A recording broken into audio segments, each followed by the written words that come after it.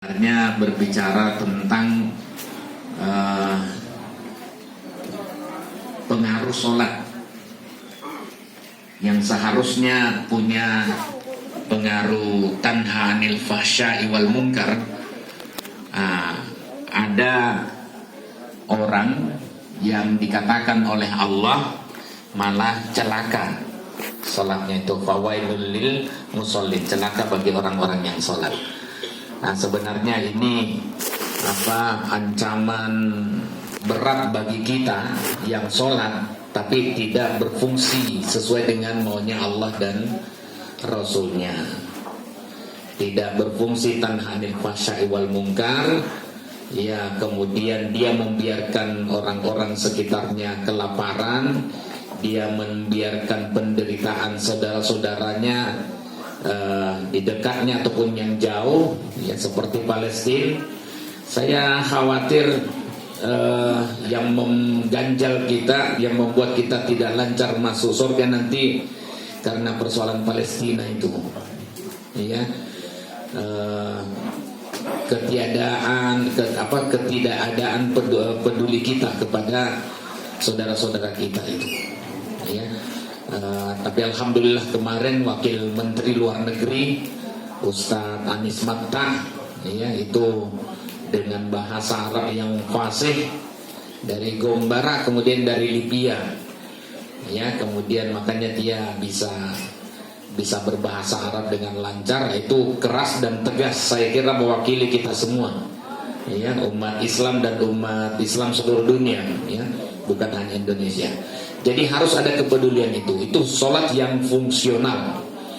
Nah, kenapa fungsi? Karena sholatnya khusyuk, dia tahu makna sholat, ya, bacaan sholat yang meresap dalam jiwanya, terpatri dalam jiwanya, kemudian muncul dalam bentuk perbuatan.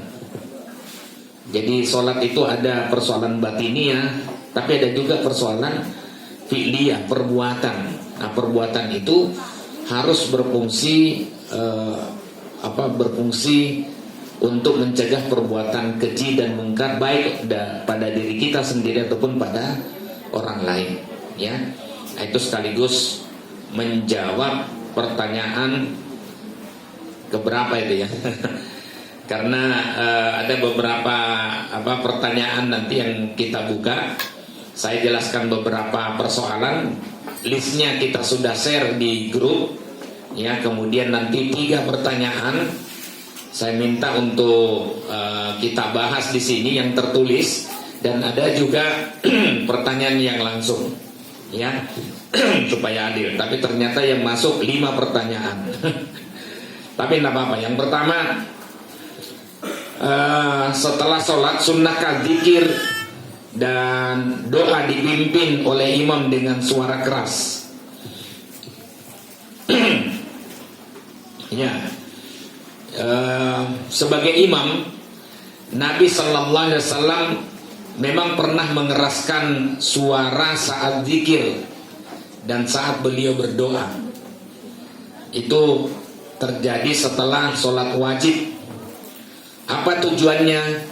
Untuk mengajarkan kepada para sahabat tentang apa yang disunnahkan dibaca ketika selesai sholat, ya.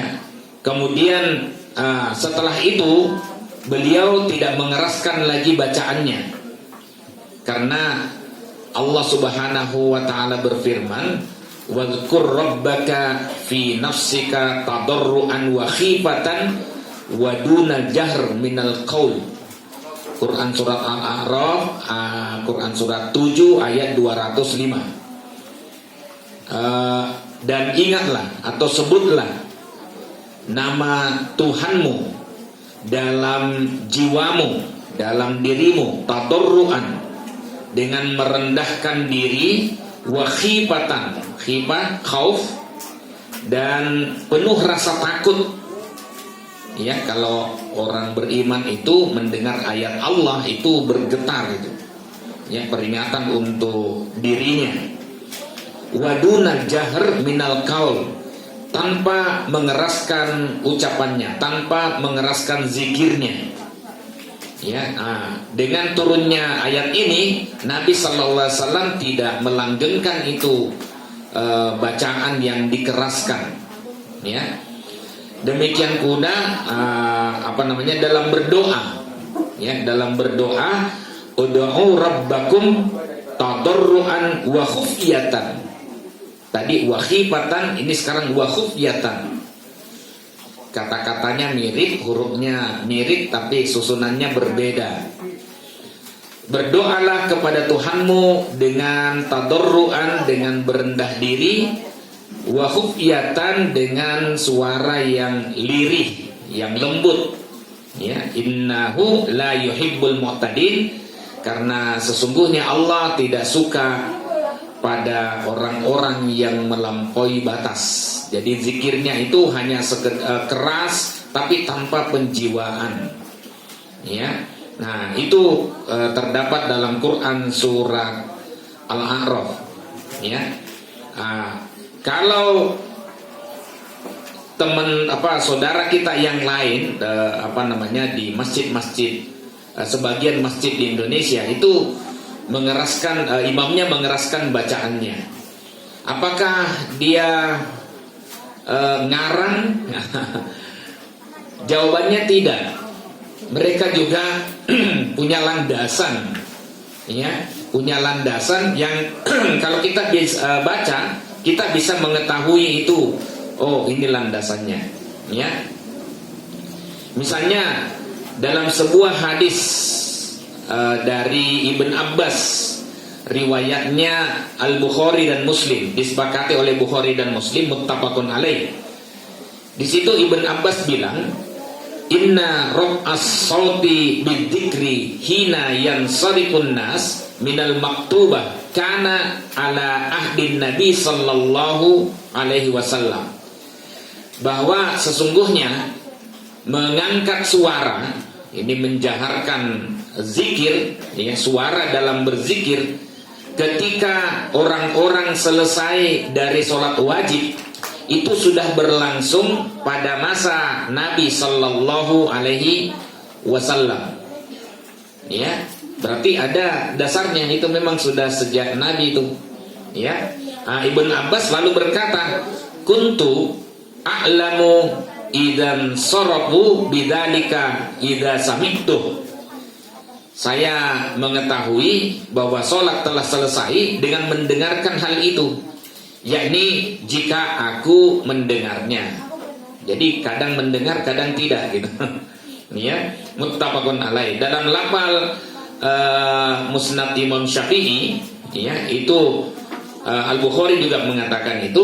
Kata Ibn Abbas, kuntu a'rikum qida'a salatin Nabi sallallahu alaihi wasallam bitakbir. Dulu saya tahu selesainya sholat Nabi dengan takbir. Takbir Allahu Akbar, bukan begitu. Zikir-zikir itu kan subhanallah 33 kali, alhamdulillah 33 kali, Allahu Akbar 33 kali. Nah, kalau sudah Allahu Akbar 33 kali berarti sudah hampir selesai, gitu. Ya, mereka sudah zikir-zikir terakhir itu. Ya, nanti disempurnakan dengan la ilaha illallah wahdahu la syarikalah lahul mulku wa lahul hamdu wa huwa ala kulli syai'in qadir. Ya. Jadi ada juga dasar yang mereka sebutkan. Waduh, matur nuwun. Ini bukan karena saya kemudian duluan, ya. Iya.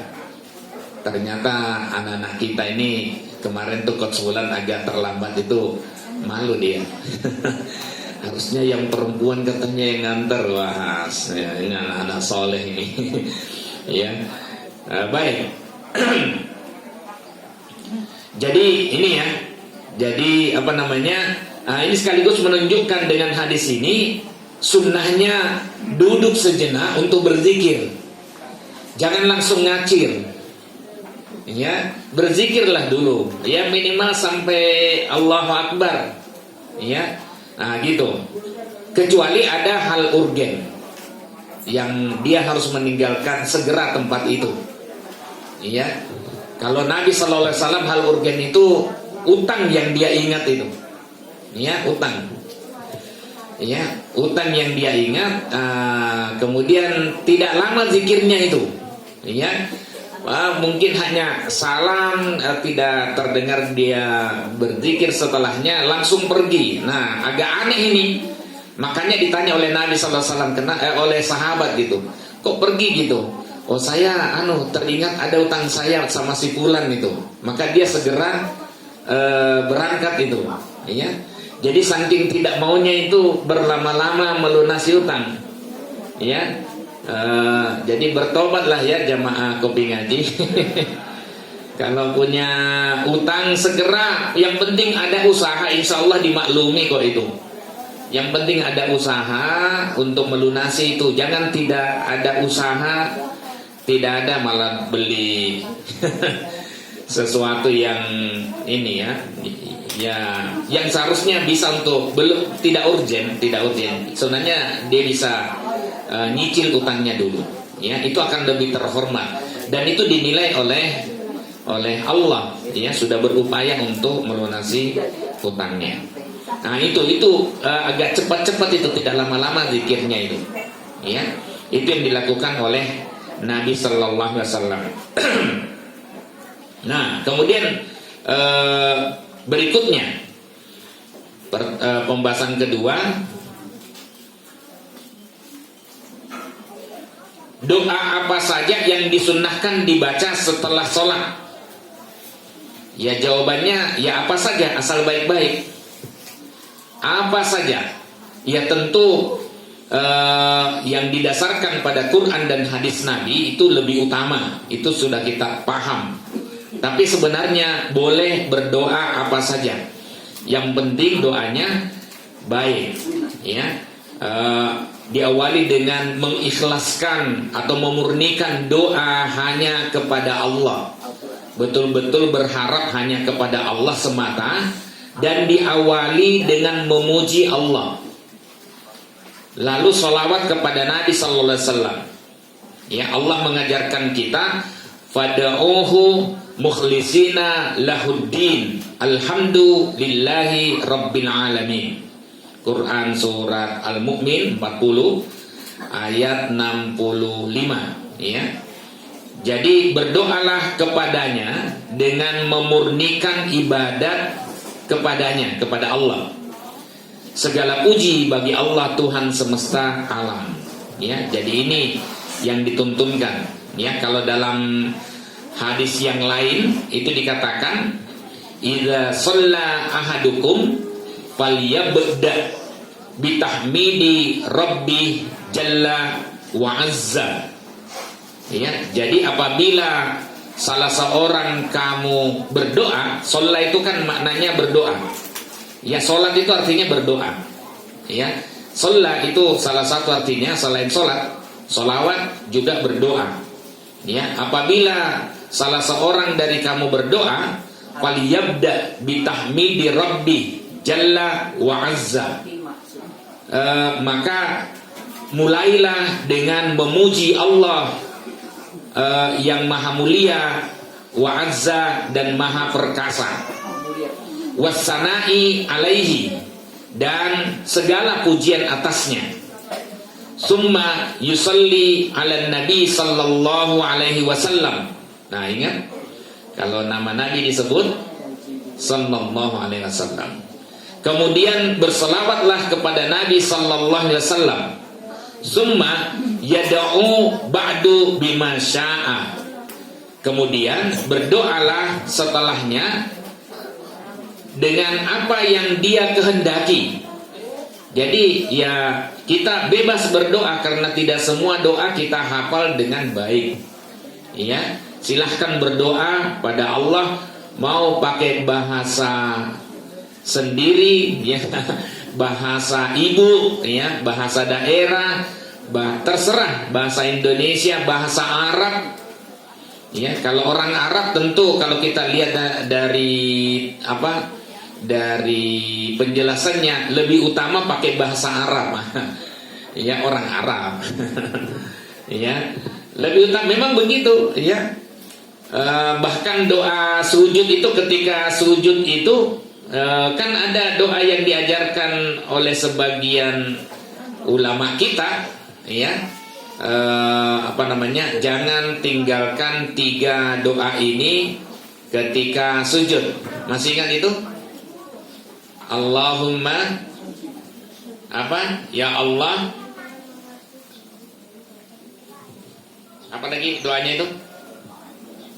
Ketika sujud jangan tinggalkan 3 doa itu yang minta husnul khatimah. Ya, saya lihat lagi 3 doa yang sebaiknya Anda tidak tinggalkan. Nah, pertama, Allahumma inni as'aluka husnal khatimah.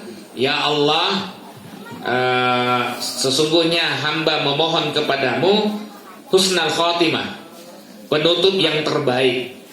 Ya, yang sering kita sampaikan, semoga husnul khatimah, kemudian dibantah oleh ustadz yang lain, tuh nggak ada hadisnya. Ya memang nggak ada hadisnya nih. Ya, nggak ada hadisnya. Ini rangkaian yang dibuat oleh kita, ya, oleh ulama kita. Bagus sih doanya, ya, tapi nggak ada hadisnya. Boleh kalau misalnya dalam WA atau misalnya kita bicara, tapi ketika kita mendoakan orang lain dalam sholat, maka yang harus ada jelas hadisnya yang sahih atau yang hasan, yang makbul lah. Ya, kemudian yang kedua, Allahumma rzuqni taubatan nasuha qoblal maut. Ya Allah, berikan kepadaku taubat nasuha yang benar-benar, ya, sebelum kematian. Ya. Nah, doanya bagus, tapi ini sekali lagi tidak ada hadisnya.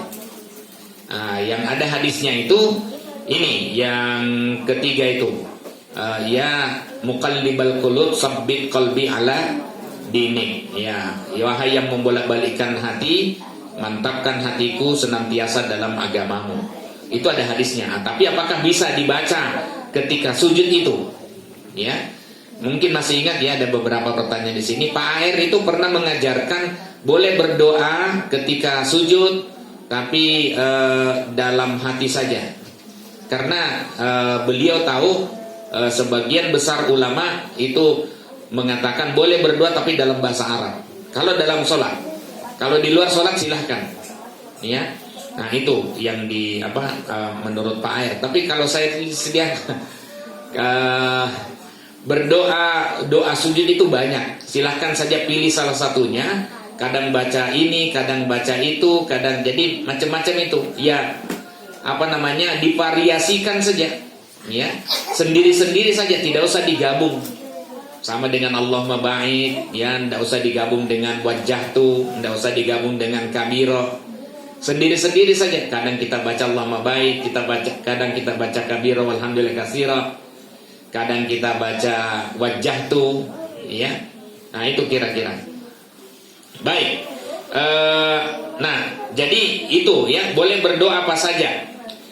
Nah cuman apa doa yang paling sering dibaca oleh Nabi Sallallahu Alaihi Wasallam? Antara lain, saya sudah sebutkan dalam beberapa waktu yang lalu. Itu doa yang sudah populer, Allahumma a'inni ala dzikrika wa syukrika wa husni ibadatik. Ya Allah, tolong hamba untuk senantiasa mengingatmu, bersyukur kepadamu, dan baik dalam beribadah kepadamu. Ini disebutkan di sana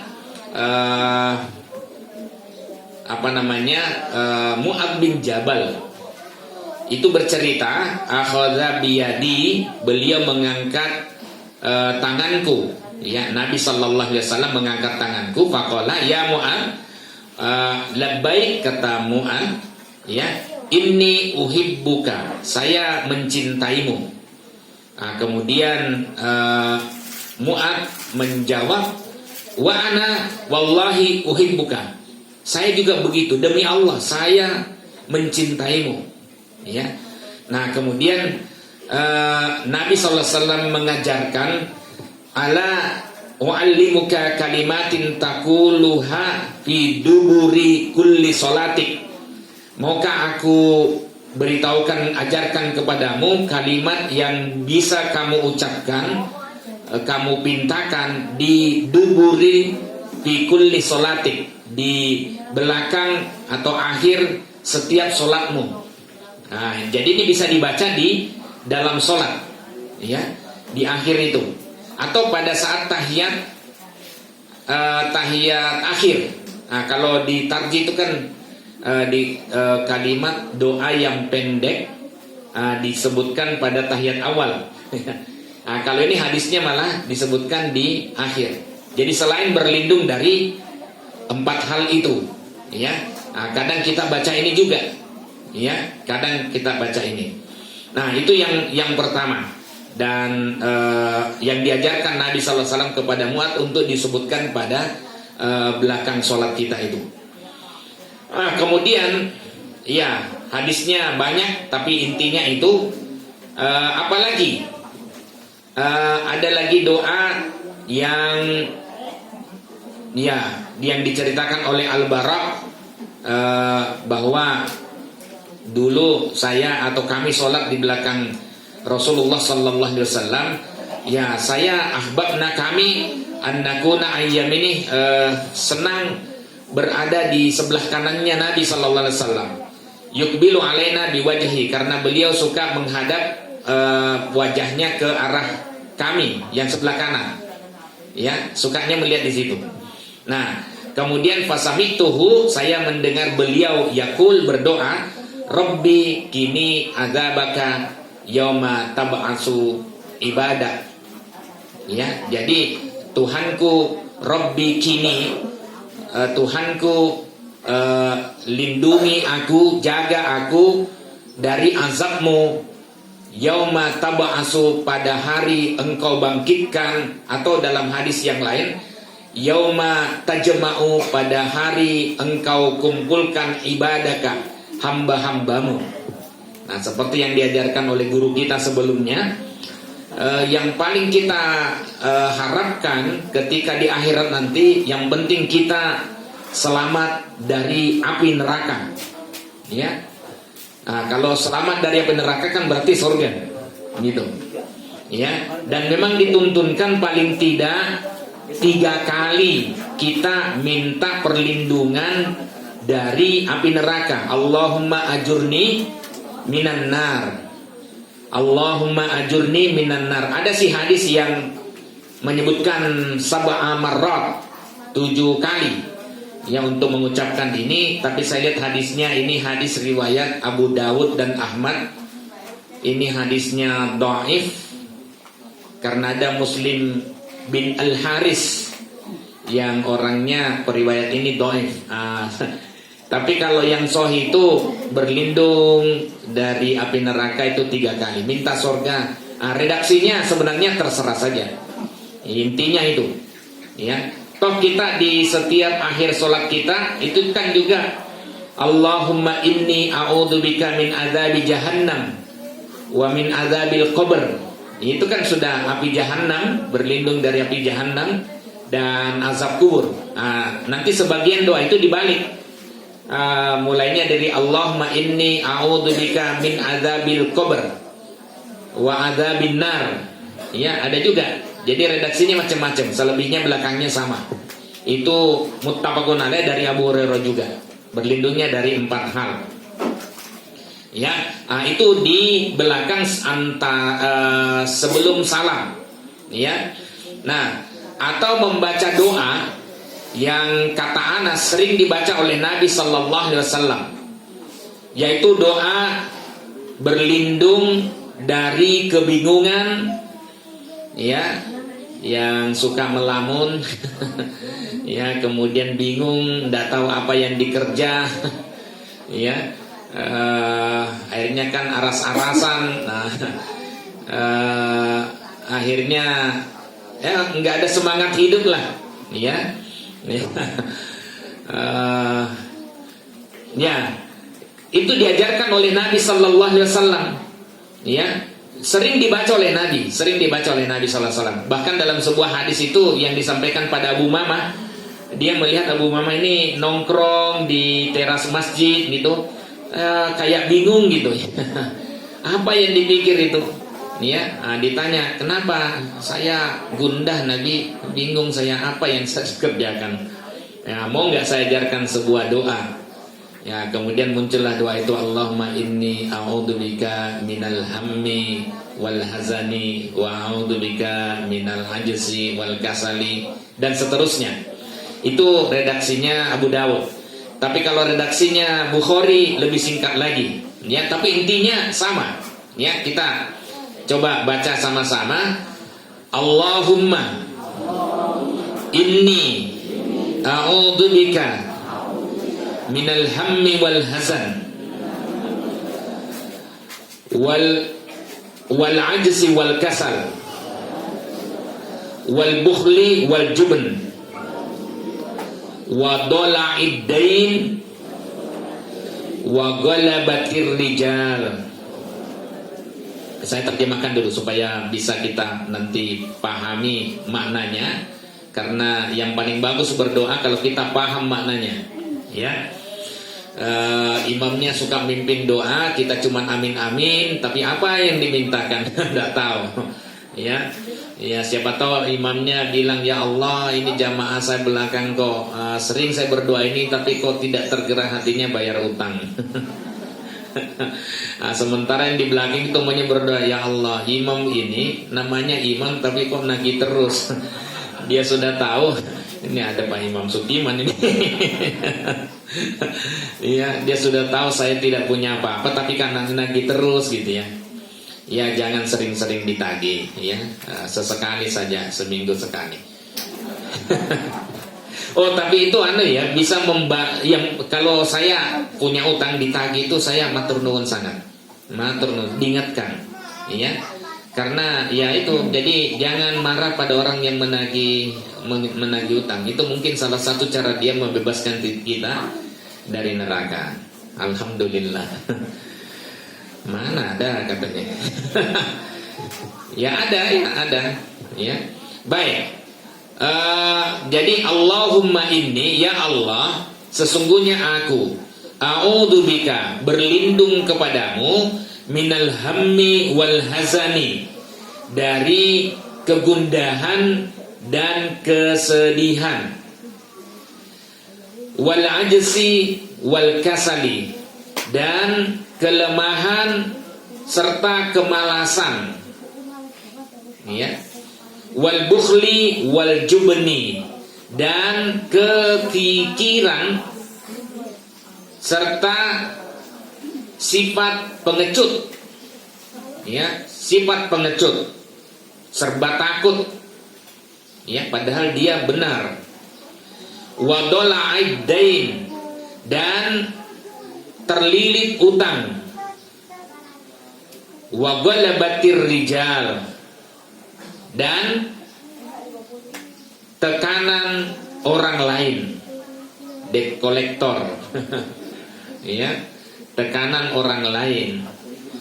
Kadang dirubah ya, ada wa galabatid dain, ya, itu sama saja, intinya sama, wa qahrir rijal, ya, wa galabatid dain wa qahrir rijal, dan tekanan orang lain, ya. Kalau ini redaksinya Al-Bukhari, ya.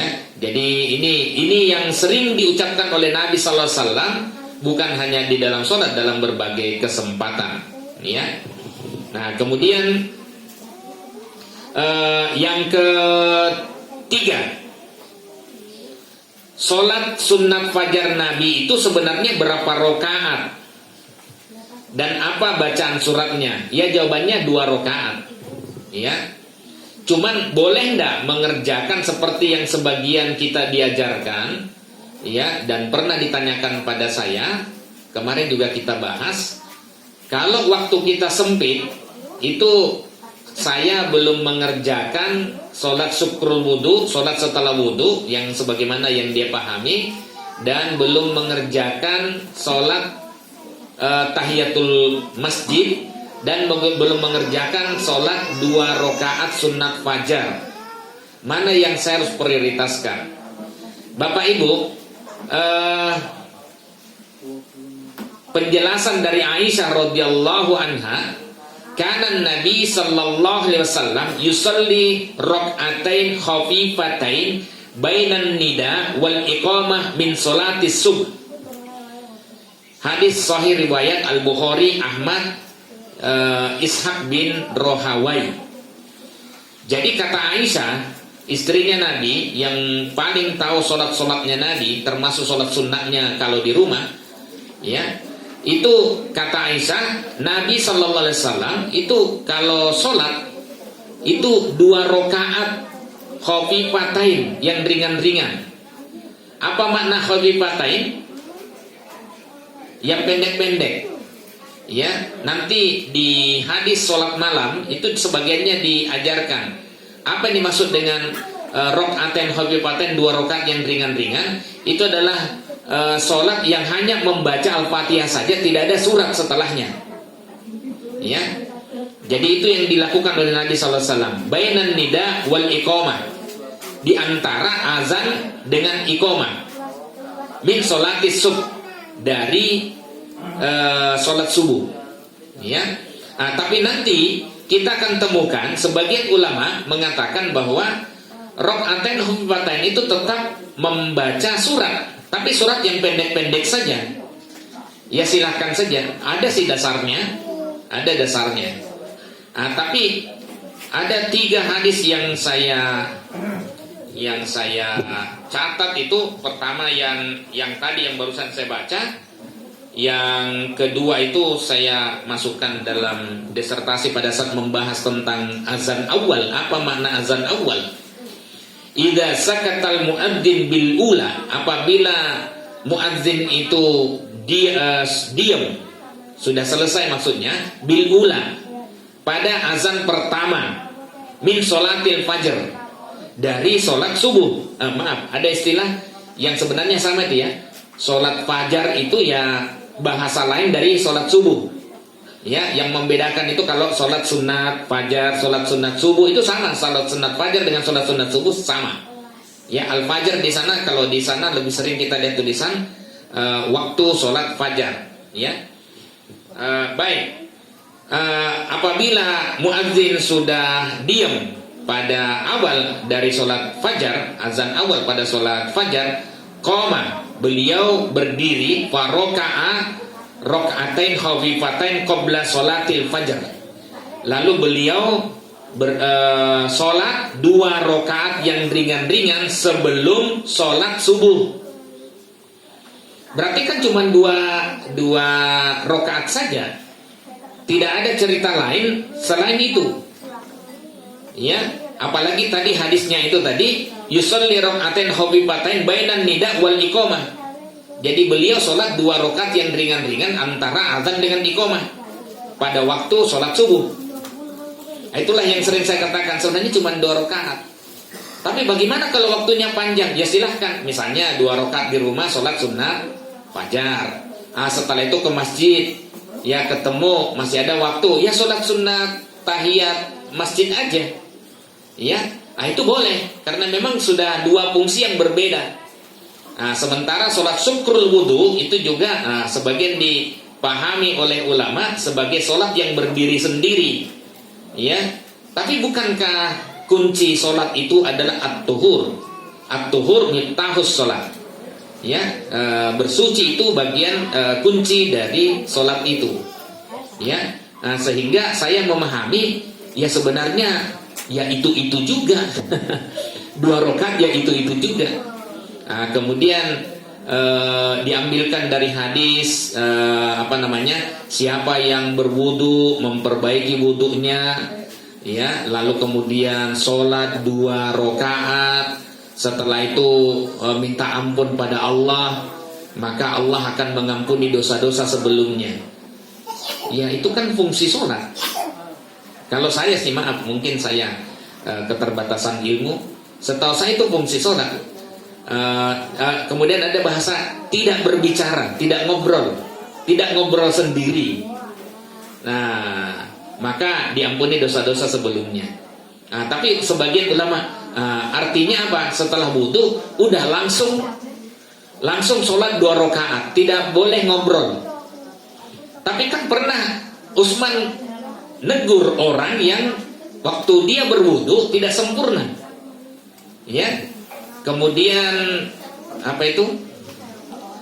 Utsman menyebutkan sebuah ayat. Nanti ayatnya ini sudah saya cantumkan. Maaf, bukunya belum rampung di sini. Ya. Sudah saya cantumkan dalam buku ini, ya. Dalilnya itu, jadi Utsman untuk menegur sahabat yang tidak sempurna dalam berwudu, dia tegur pakai ayat, ya, yang mengatakan bahwa sekiranya bukan karena ayat yang melaknat orang yang menyembunyikan ayat-ayat Allah, maka saya tidak akan sampaikan ini. Lebih bagus dia berwudu terus sholat gitu. Tapi ini dia tinggalkan itu, dia tidak melakukan itu, kecuali untuk mengingatkan sahabat yang, karena itu nanti kalau tidak diingatkan kasihan orang itu, ya. Artinya apa? Orang itu bisa kena azab nanti, ya. Tempat anggota wudu yang tidak dibasuh secara sempurna itu akan dapat azab itu. Ya, ayatnya Quran surat Al-Baqarah ayat 159.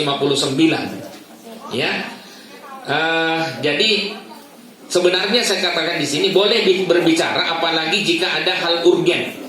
Seperti hadis ini, kalau kita bahas secara lengkap, itu akan kelihatan itu di bawah-bawah itu hadisnya. Jadi setelah Utsman berwudu, lalu dia melihat ada orang yang tidak sempurna dalam berwudu. Karena Utsman takut dilaknat Allah karena dianggap menyembunyikan keterangan dari Allah dan Rasulnya, maka Utsman berkata begini, maukah aku ceritakan sebuah hadis yang sekiranya bukan karena sebuah ayat, innal ladina yaktumuna ma anzalna minal bayyinati wal huda min ba'ni ma bayyanahu lin-nasi fil kitabi ulaika yal'anuhumullah wa yal'anuhumul la'inun. Wah, kan bahaya itu. Ya, di mana bahayanya? Emang artinya apa, Pak? Ya, artinya ini sesungguhnya orang-orang yang menyembunyikan apa yang telah kami turunkan dari keterangan-keterangan, hadis, ayat Allah, setelah kami jelaskan kepada manusia di dalam kitab, ulaika yal'anuhumullah, maka Allah akan laknat mereka, dan akan orang-orang yang melaknat juga akan ikut melaknat. Nah, karena ayat ini, maka Utsman menyampaikan, wudukmu tidak sempurna. Ya, jadi wudhu itu jangan diremehkan, ya. Nah, ini yang menyebabkan. Jadi boleh bicara kalau itu urgen, ya. Tapi kalau misalnya tidak ada hal yang urgen, utamakan sholat 2 rakaat dulu. Nah, itulah yang kemudian dianggap sebagai sholat syukur wudu. Tidak ada masalah, silahkan aja lah. Itu perbedaan di kalangan ulama, itu biasa. Jangan sampai kelamaan berdebat tidak sholat. Dalilnya apa ya? Ondi, tak wah. Kesuwen. Nah, gitu kira-kira ya. Kemudian malah ini sudah habis sendiri waktunya ya. Tanya jawabnya kapan? Baik, saya singkat-singkat aja. Saya katakan tadi boleh sih membaca ayat di rokaatain khofifatain itu, misalnya kul ya ayyuhal kafirun dan kul huwallahu ahad. Ya, di sana anna Rasulullah sallallahu alaihi wasallam qara'a fi rakaatayil fajar. Beliau membaca dalam 2 rakaat fajar. Kul ya ayyuhal kafirun wa kul huwallahu ahad.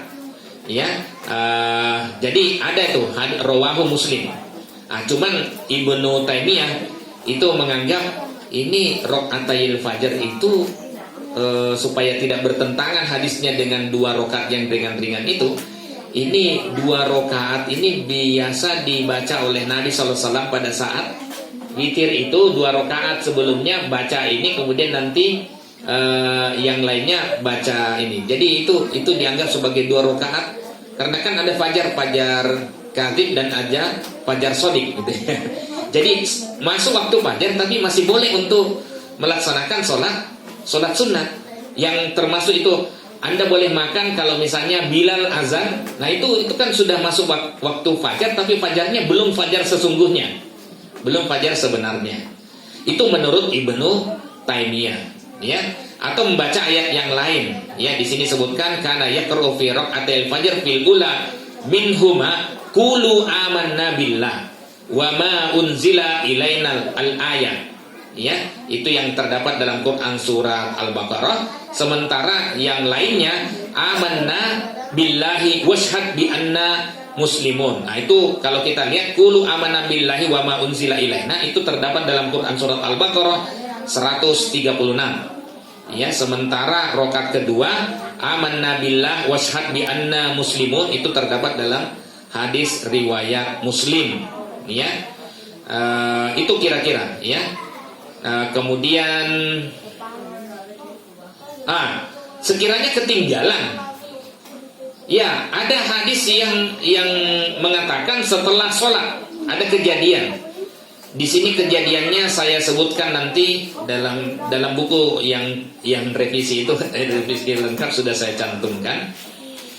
Ini sebenarnya yang saya baca ini yang saya revisi tambahan itu.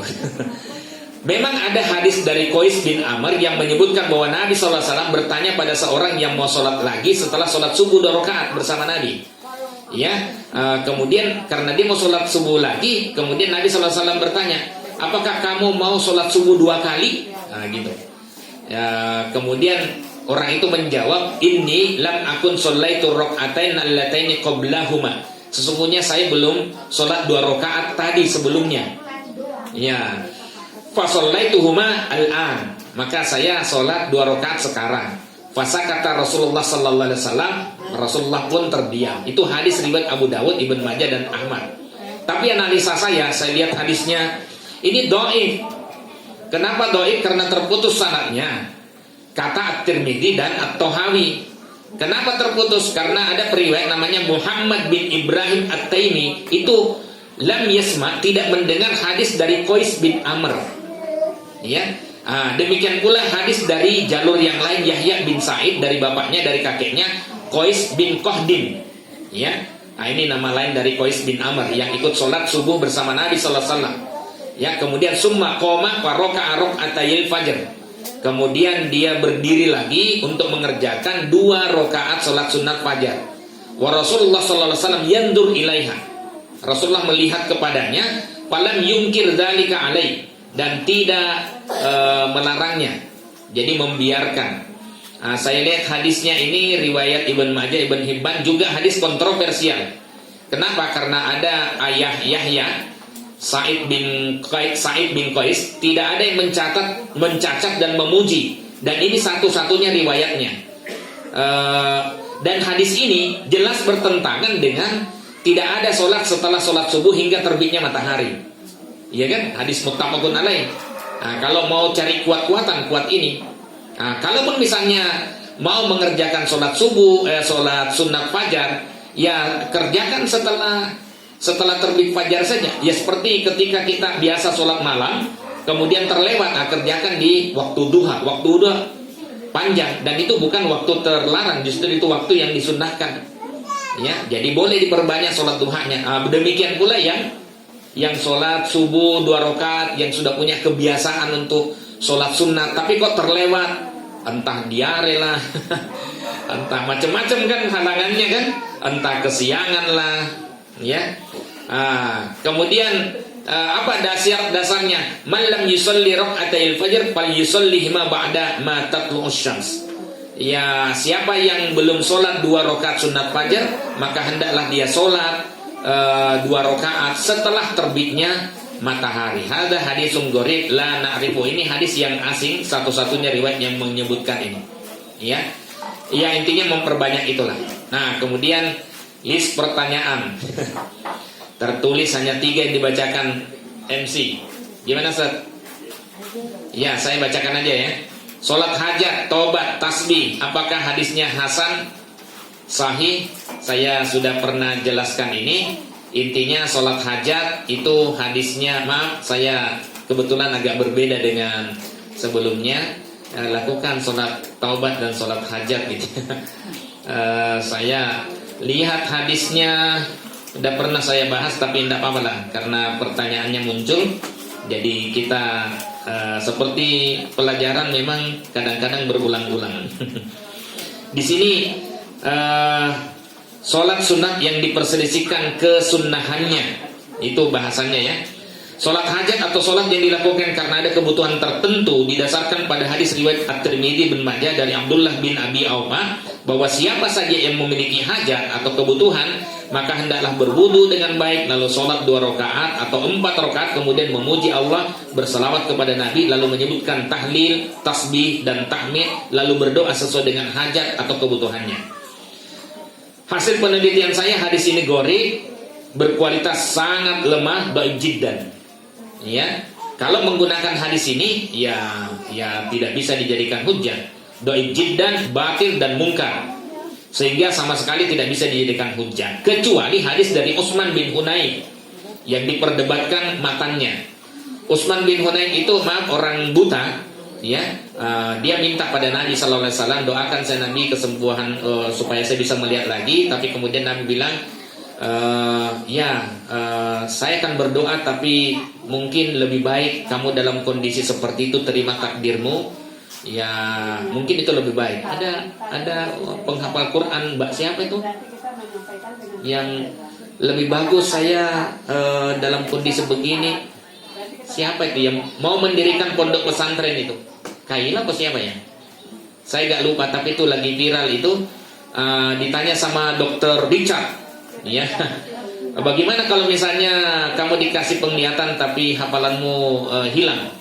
Wah, menangis dia, menangis, ya. Dia bilang, wah, saya kalau daripada hilang hafalan lebih bagus saya begini karena dosa-dosa itu munculnya dari mata. Wah, luar biasa, masya Allah. Semoga istiqomah gitu ya. Itu juga Utsman bin Hunain minta doa. Dah, kalau kamu terima takdir itu kan lebih baik. Tapi saya ingin melihat Nabi, kalau begitu kamu kerjakan sholat 2 rakaat, saya doakan juga. Artinya usaha dia juga, usaha dia sendiri, tidak hanya sekedar minta doa, dibantu doa oleh Nabi Sallallahu Alaihi Wasallam. Nah kemudian setelah itu orang itu melihat gitu, ya. Nah itu antara lain. Jadi itu saja hadisnya. Selebihnya, ya kalau mau ada yang dipintakan, minta saja setelah sholat, kan banyak waktu untuk sholat itu, apalagi sholat malam itu. Yang kedua, sholat taubat. Ya, saya katakan salah satu fungsi sholat taubat itu ya menghapuskan dosa-dosa sebelumnya. Hadisnya ada yang hasan, ya, ma min rajulin yudhibu dzamban fayatawadda fayusinul wudu, kemudian summa yusalli rak'atain wa yastaghfirullah illa ghafarallahu lahu, kecuali Allah mengampuninya. Ini dianggap sebagai doa untuk doa sebagai sholat tobat. Ya, silahkan saja. Ya, kalau saya lebih cenderung ini sebagai salah satu fungsi sholat, karena banyak teks-teks hadis yang seperti ini. Antara sholat satu dengan sholat yang lain menghapuskan dosa sebelumnya, antara Jumat satu dengan Jumat yang lain menghapuskan dosa-dosa di antaranya. Tapi ada pengecualian, kecuali dosa-dosa besar. Dosa besar tidak bisa dengan sholat itu, harus menyelesaikan sendiri itu. Ya, apalagi sholat tobat, banyak dosa setelah tenang saja, ada sholat tobat. Parah orang itu, ya, parah, ya. Maaf, ya saya berbeda pendapat, tapi berlindung dari sholat seperti itu. Kan ada sholat ini, nanti ada sholat duha, nanti mengampuni dosa-dosa. Ingatlah ya, hadisnya yang lain mengatakan kecuali dosa-dosa besar. Ya, dosa besar itu ya durhaka kepada kedua orang tua, kemudian membunuh tanpa ada alasan yang hak. Ya, zalim itu, korupsi, ya, sampai Nabi SAW tidak mau menyolatkan, ya, meskipun Nabi bilang solatkan temanmu itu, ya, itu termasuk dosa besar. Ya, mudah-mudahan kita tidak doyan dengan dosa-dosa seperti itu. Ya, dijauhkan dari rasa suka akan dosa. Baik, kalau sholat sunat fajar, alam nasro dan alam tarokai, Pak, ya, saya kira itu ya. Sholat yang terakhir itu sudah saya jawab sekalian. Nabi SAW kadang-kadang mengeraskan suara bacaannya, tapi itu tidak rutin. Ya. Nah sekarang waktunya untuk tanya jawab langsung. Silahkan.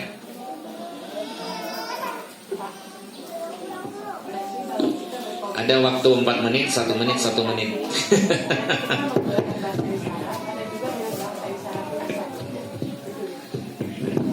Bismillahirrahmanirrahim. Assalamualaikum warahmatullahi wabarakatuh. Saya mau bertanya Pak Ustadz. Jadi tadi bicara masalah sholat fajar, ya. Sholat sebelum subuh itu ya sholat fajar, kalau nggak salah tangkap saya. Tapi bagaimana dengan sholat sebelum subuh yang dikaitkan dengan rawatib ini? Apakah itu juga cukup kita qobliyah sebelum subuh, atau mungkin ada sholat lain, atau mungkin kita gabung niatnya? Itu pertama. Yang kedua, sholat rawatib.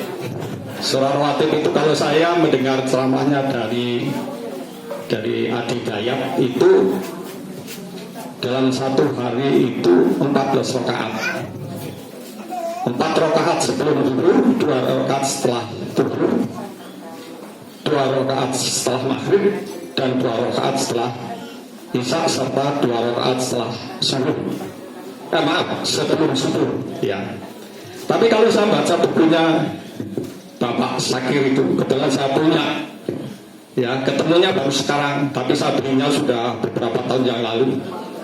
Itu 10 rakaat, ya. Nah, ini mohon pencerahannya bagaimana yang sebaiknya. Terima kasih. Wassalamualaikum warahmatullahi wabarakatuh. Waalaikumsalam warahmatullahi wabarakatuh. Begini, ada beberapa hadis. Idza sakatal muadzin min salatil fajr wa tabayyana lahul fajr wa ja'ahul muadzin qama fa raka'a raka'atain khafifatain. Apabila muadzin sudah diam, sudah selesai azan awal tadi. Maaf, azan awal di situ maksudnya azan subuh pas masuk itu. Ya, jadi bukan azan awal sebelum subuh itu.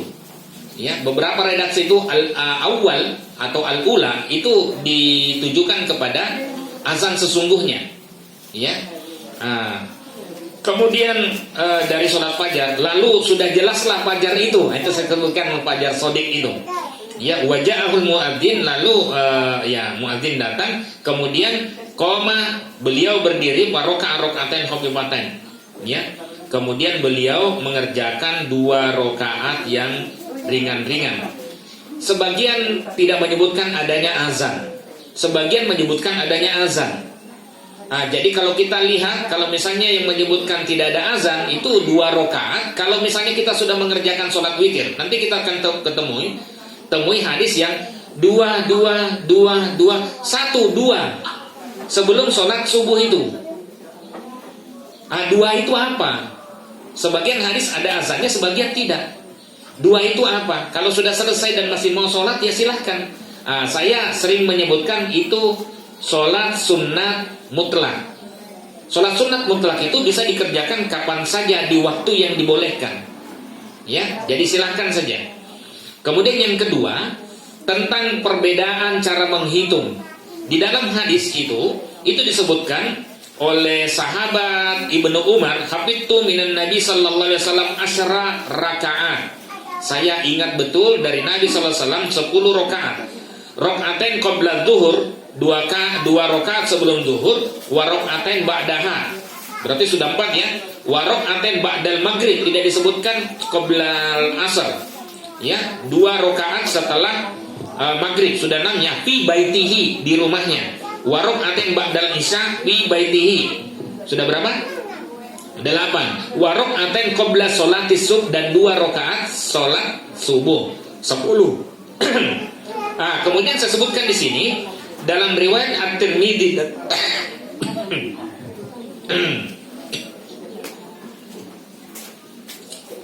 dari Ummu Habibah dan juga dari Aisyah, itu disebutkan 12 rakaat. 12 rakaat dengan menambahkan sholat sunat sebelum zuhur 4 rakaat. Ya, jadi memang macam-macam redaksinya. 14 rakaat. Sedangkan redaksi yang lainnya menyebutkan 2 rakaat sebelum asar. Kalau 2 rakaat sebelum asar kan berarti 14. Kalau Ustadz Adi Hidayat itu dia tambahkan saja 14 rakaat. Itu itu sunnah dari yang muakkadah. Kalau yang muakkadah tadi yang 10 itu. Kalau misalnya muakkadah mau ditambah 4 rakaat sebelum subuh itu. Karena apa? Nabi dalam sebuah hadis sebutkan Nabi SAW itu tidak meninggalkan 4 rakaat sebelum zuhur dan 2 rakaat sebelum subuh. Itu hadisnya Aisyah, ya, rawahu Muslim. Jadi itu, Pak, ya. Jadi intinya silahkan mana yang mau dikerjakan. Banyak sholat-sholat sunnah yang didasarkan pada hadis yang sahih, yang hasan. Begini Bapak Ibu, kita laksanakan aja yang pasti-pasti. Hadisnya sahih, hadisnya kuat, itu sudah habis waktu kita. Tidak usah menambah yang tidak pasti. Ya, yang hadisnya dhaif lah, palsu lah, nanti pahalanya juga palsu. Ya, sudah palsu kita juga termasuk ikut. Kenapa? Kita mengajarkan kepada anak cucu kita. Iya, rata-rata kan kita dapatkan ilmu begini kan ilmu keturunan. Kata ustadz kita tidak berani membantah dan mempertanyakan, Kiai ini bagaimana Kiai? Hadisnya bagaimana? Gitu. Tapi jangan, murid saya sampaikan, mahasiswa saya sampaikan di Fakultas Agama Islam UMY itu, jangan pernah mempermalukan Kiai di depan jamaahnya. Kalau ada pertanyaan yang agak rawan, riskan, Anda tanyakan secara pribadi saja. Baik, itu ya. Yang lain silahkan. Masih ada? Oh, silahkan.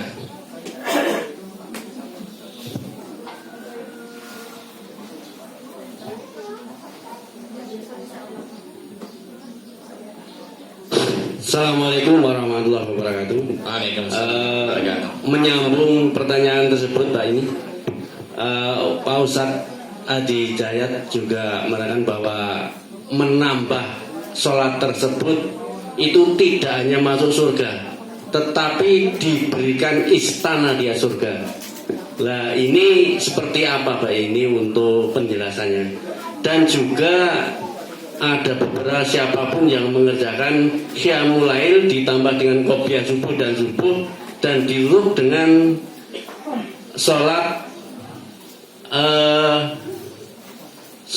suruh atau isra ya, itu kalau ditambah juga sholat untuk dari jam 7 sampai sebelum zuhur atau duha. Nah itu Allah juga akan menjamin keselamatan kita dunia akhirat dan mencukupi segala kebutuhan kita. Nah itu penjelasannya seperti apa Pak itu? Yang ketiga itu untuk perbedaan antara jamaah, tadi tinggal satu. Jamaah laki-laki dan perempuan, kalau imamnya untuk laki-laki kan di depan. Lah kalau untuk wanita atau ibu-ibu itu sejajar, lah itu seperti apa penjelasannya Pak? Terima kasih. Oke. Assalamualaikum warahmatullahi wabarakatuh. Waalaikumsalam warahmatullahi wabarakatuh. Apa yang disampaikan Ustadz Adi Hidayat itu ada dasarnya semua. Ya ada dasarnya. Persoalan kemudian kita berbeda pendapat. Misalnya begini, dibangunkan istana dari emas, ya alhamdulillah. Tapi ingat kita orientasinya bukan pahala ya. Memang kadang-kadang sebagian hadis itu orientasinya pahala karena dia berdialog sama orang para pedagang. Kalau saya melakukan ini saya dapat apa? Saya dapat itu. Ya. Tapi kalau kita di Muhammadiyah coba, itu jarang itu menyinggung masalah pahala. Pokoknya bagaimana sholat itu bisa memperbaiki diri kita, nyata manfaatnya, pengaruhnya, min asaris sujudnya itu. Bekas sujudnya itu nyata bagi orang sekitar kita, ya. Jangan sampai ada orang yang terlantar kelaparan dan saya mengumumkan kalau ada misalnya kurang apa, tidak bisa makan, kesini aja kita makan bareng gitu. Ya, siapa saja, ya, dalam waktu apa saja. Oh, sudah kayak Adi Hidayat ini. Ya. Ya alhamdulillah kita senang lah Ustadz Adi Hidayat itu menjadi standar pertanyaan dan banyak orang pertanyaan merujuknya ke sana. Alhamdulillah. Ya walaupun kadang-kadang perlu juga ada koreksi, ya tapi kita koreksinya diam-diam baik. Ya, baik. Saya kira itu ya ada dasarnya semua itu Pak. pahala. Kalau misalnya orang yang mengerjakan sholat 12 rakaat dapat qasram min dzahab, istana dari surga, itu kebetulan hadisnya dhaif, Pak. Iya, hadisnya dhaif. Kita tidak pakai itu. Tapi lakukan saja sholat duha diperbanyak kalau misalnya sholat malamnya tidak sempat. Ya, kemudian yang lainnya juga seperti itu. Yang terakhir itu apa, Pak? Oh, imam. Untuk imam jamaah perempuan dengan perempuan, ya perempuan hanya boleh mengimami sesama perempuan. Nanti ada hadis yang lain, tapi itu hadisnya ada sebenarnya ada sebenarnya laki-laki tua yang mengimami siapa namanya? Ummu Waraqah itu. Ada sebenarnya laki-laki tua yang tidak disebutkan dalam hadis itu yang jadi imam. Dia menjadi muazzin, iya. Tapi kemudian ketika itu ya Ummu Waraqah disebutkan dia mengimami. Mengimami itu hanya sekedar mengimami, tapi imam sesungguhnya adalah yang laki-laki tua itu. Ya. Jadi itu kira-kira kemudian untuk perempuan, sesama perempuan itu sejajar. Kalaupun misalnya mau maju untuk sekedar membedakan, tetap berada di saf pertama. Imam perempuan tidak boleh menonjol satu saf melebihi dan tidak boleh. Tidak ada sunnahnya.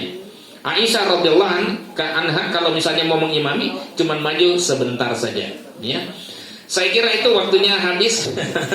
Ya, minta maaf kalau ada kekurangan. Oh ya, sekedar pengumuman karena ada pembukaan, ada tadarus, ada pengumuman-pengumuman, maka kita tambahkan sedikit 10 menit. Ya mudah-mudahan semuanya bisa dimaklumi, nggih. Iya. Billahi taufiq wal hidayah. Wassalamualaikum warahmatullahi wabarakatuh. Alhamdulillah, jazakumullah khairan. Syakir, alhamdulillah, Ustaz Syakir atas bicara semua. Tapi waktunya sebenarnya kurang 2 menit, Ustaz. Nah, untuk pengumuman kita luas saja. Nanti malam saya ke samping, ya, berdakwah, ya. Mudah-mudahan dalam 1 minggu masuk cetak. Sorry. Ditunggu kabar gembiranya, Ustaz nih. Rahmatullah. Informasi dari pengurus bahwasanya infak pada pagi hari ini terkumpul sebesar 3.210.000 rupiah. Alhamdulillah, semoga menjadi amal jariah Bapak Ibu semuanya. Amin Allahumma amin. Marilah kajian pada pagi hari ini kita tutup dengan doa kafaratul majlis. Subhanakallahumma wa bihamdika asyhadu an la ilaha illa anta astaghfiruka wa atubu ilaik. Kurang dan lebihnya mohon maaf. Assalamualaikum warahmatullahi wabarakatuh.